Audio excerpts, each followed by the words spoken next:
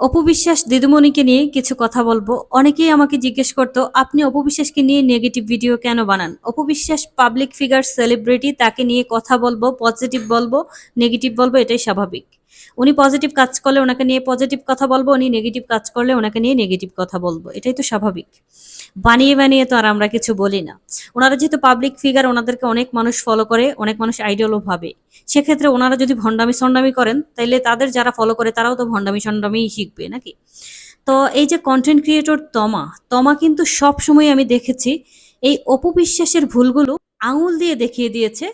এটা কেউ পজিটিভলি নিয়েছে, কেউ নেগেটিভলি নিয়েছে, যার যার ব্যক্তিগত ব্যাপার। তবে এই তমা মেয়েটা প্রতিনিয়ত প্রতিনিয়ত সত্য কথা বলে গেছে, উচিত কথা বলে গেছে, যেটা কারো কারো গায়ে লেগে গেছে, কেউ সহ্য করতে পারে নাই। কিন্তু সব সময় উচিত কথা বলে। আমার তমাকে এজন্য ভালো লাগে, ও সবসময় সাদাকে সাদা বলতে জানে, কালোকে কালো বলতে জানে। এই গুণটা সবার মধ্যে থাকে না। উচিত কথা বলার সৎসাহস সবার মধ্যে থাকে না। আমি ওনাকে অনেক আগে থেকেই ফলো করি, ওনার কন্টেন্ট আমার অনেক ভালো লাগে। নট অনলি অপু বিশ্বাস, উনি সবাইকে নিয়েই উচিত কথা বলেন, যেটা ন্যায্য সেটা বলেন। কারো পক্ষে বলেন না, কারো বিপক্ষেও বলেন না, যেটা সঠিক সেটা বলারই চেষ্টা করেন। এজন্যই মূলত ওনার কন্টেন্ট আমার পছন্দ এবং ওনাকে আমি ফলো করি। এই একমাত্র একজন কন্টেন্ট ক্রিয়েটর যিনি প্রতিনিয়ত সঠিক কথা, উচিত কথা বলে গেছেন। দেখবেন সবসময় আপনি উচিত কথা বললে আপনার পেছনে শত্রু লেগে যাবে এবং প্রতিনিয়ত আপনাকে নিয়ে সমালোচনা হবে। তো সমালোচনা না থাকলে একটা মানুষ উপরে উঠতে পারে না। সমালোচনা উপরে ওঠার একটা সিঁড়ি বলতে পারেন। তো এই তোমাকে আমি দেখেছি অনেক মানুষ ওকে নিয়ে উল্টাপাল্টা ভিডিও বানিয়েছে, অনেক গালিগালাজ করেছে, অনেক কিছু করেছে, কিন্তু দিন শেষে তারা কিন্তু ঘরের কোণেই বসে রয়েছে। এই তমাই কিন্তু পুরো অনলাইন গরম করে রাখছে, অনলাইনে দাপটের সহিত বেড়াইতেছে।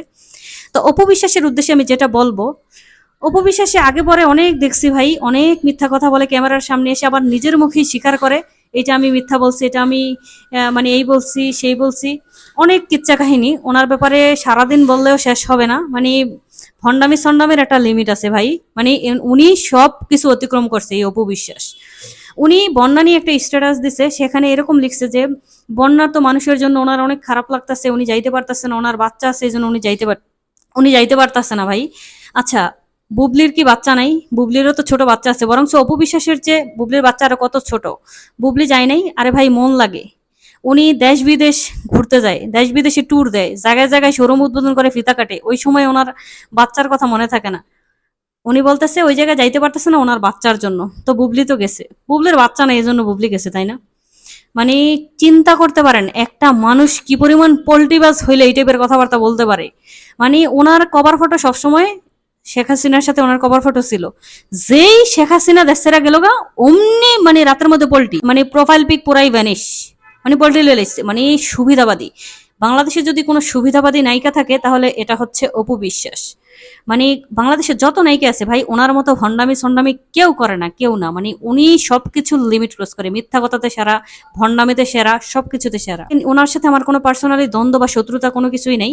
ভাই একজন পাবলিক ফিগার, তারে অনেক মানুষ ফলো করে। যে পাবলিক ফিগার হবে তার ভিতরে এমন গুণ থাকতে হবে যেটা দেখে মানুষ শিখতে পারবে, ভালো কিছু গুণ থাকতে হবে যেটা দেখে মানুষ শিখতে পারবে। মানুষ কেউই ভুলের উঠবে না, প্রত্যেকেরই দোষ আছে যেমন গুণও আছে তেমন। কিন্তু একটা মানুষের গুণের চেয়ে দোষের পরিমাণ যদি বেশি থাকে তাহলে তো সমস্যা। এই যে অপু বিশ্বাস, উনি একজন আইডল পাবলিক ফিগার, ওনারা মানুষ কি ফলো করবে রে ভাই? ওনার ভক্ত দর্শক যারা আছেন, ওনারা যারা ফলো করতো, ওনারা রীতিমতো তারা এখন ঘৃণা করে, এক কথায় ঘৃণার চোখে দেখে। তার এত ডাইহার্ড ফ্যান ছিল যে এখন তারে দেখতেই পারে না, দুই চোখের বিষ। অপু বিশ্বাস এখন তার ডাইহার্ড ফ্যানদের, তারা নিয়ে এখন এখন বুঝতে পারছে যে আসলেই মিথ্যাবাদী, আসলেই ভণ্ড। এই জন্য মনে করেন যে ওনারাও, ওনার ভক্ত দর্শক যারা আছেন তারা অন্যান্য নায়ক নায়িকার গুণগান নিয়ে ভিডিও বানায়, অন্যান্য নায়িকারে সাপোর্ট দেয়, কিন্তু ওনারে পছন্দই করে না, দেখতেই পারে না, শুধু এই ভণ্ডামির কারণে। ভাই এক মুখে কত কথা বলতে পারে, একটা চেহারায় যে কত রূপ ধারণ করতে পারে, ওনারা না দেখলে আমি বিশ্বাস করতাম না।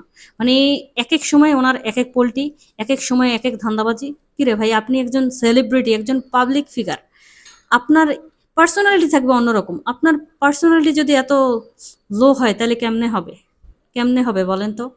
যাই হোক, শেষে একটা কথাই বলবো অপবিশ্বাসের উদ্দেশ্যে, আপনি কথা বলে কথা মনে রাখতে শিখবেন। আরেকটা কথা হচ্ছে আপনি মানে সত্য কখন বলেন কখন মিথ্যা বলেন আপনি মনে রাখতে পারেন না। মানে কি বলবো, আসলে বলার কিছু নেই।